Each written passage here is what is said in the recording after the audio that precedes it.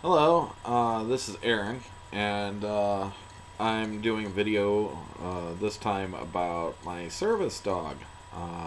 His name is Skittles officially, but we affectionately call him Moppy. And this is Moppy. Say hi, Moppy. Say hello. Yeah, he called him Moppy because he kind of looks like a mop, and he's a really cute little dog. He is a Heinz 57, and that's actually caused some trouble. But, anyways, I figure I'd do an intro to Moppy, since that is really what we call him. I mean, officially he's Skittles, but Moppy's good. One day back last year, I think it was probably about February 27th or so, me and a friend Rita were walking around town and had gone to the grocery store, and we were on our way back home, and we were going to the post office. And in front of the post office, this dirty, strange looking kind of dog comes up and started following us around. And he was extremely dirty. All of his fur was matted down and covered in mud, and he didn't look too good at all. And I thought about taking him up to the shelter and maybe seeing if they could clean him up, get him some food, and get him a home maybe. So I took him home, and I decided to clean him up because he was just too filthy. And I carried him the block and a half roughly, and he cleaned up real nice, and I realized real quick that he was extremely well behaved. He didn't bark, he didn't oof, didn't woof, didn't make noise. He liked to follow me around everywhere I went. And on the second day, I took him up to the vet, and I had him checked out for a chip. There was no chip. I looked around town for flyers and stuff for lost dogs. I called up the pound basically, and asked them if there was any reports of missing dogs. And he didn't match any descriptions. I called some other places in the area, out in other cities. Nothing. So I decided that I was probably going to adopt him.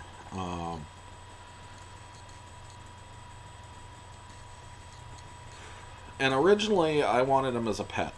I was willing to pay the pet deposit for my apartment complex and everything. They'd worked out payment plans with other tenants before, and I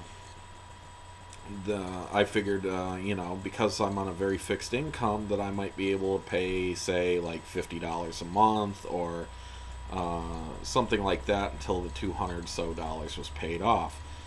At the time, we had some managers around here that hated me, though.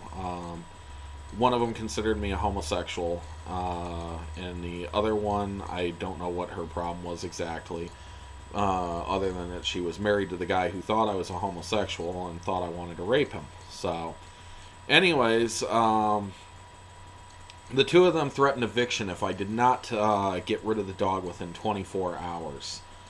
Well, by that time I'd had him about 2 weeks, and I'd gotten rather attached to him, and I couldn't just see throwing him out on the street, and I didn't want to take him to the pound where who knows who might get him. This is a town where there is some dog fighting and stuff.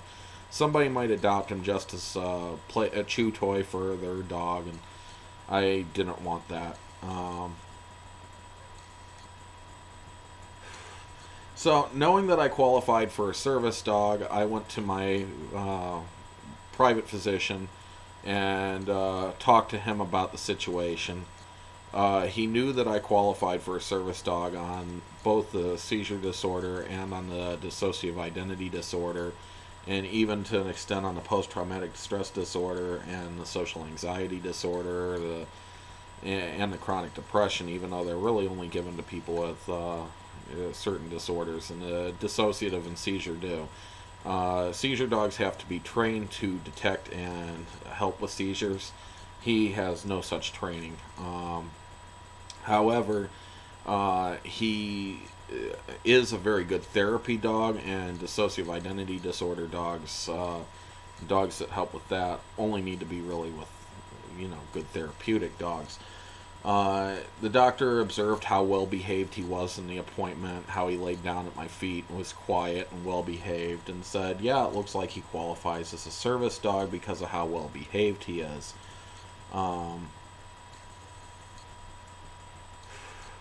So I got the paperwork to say that I was going to get him service status, and that I was training him myself, which makes him a service dog in training.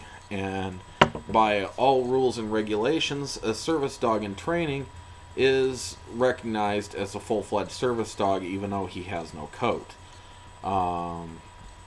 There's a place that will sell me the coat and the paperwork and everything that is recognized. It costs about $250, and it's out of Hawaii, I believe. And I still got to do that, but it's hard for me to come out with $250 at one time. And although I've had him for a year now, it's just not something I've been able to afford to do, which means no planes, no trains, etc., who want full certification, which is another thing that's causing me trouble at this moment. But anyways, that's kind of an intro to Moppy, and he's a very well behaved dog, and he's almost a perfect service dog. And anyways, that's that. So thank you for watching, and have a nice day.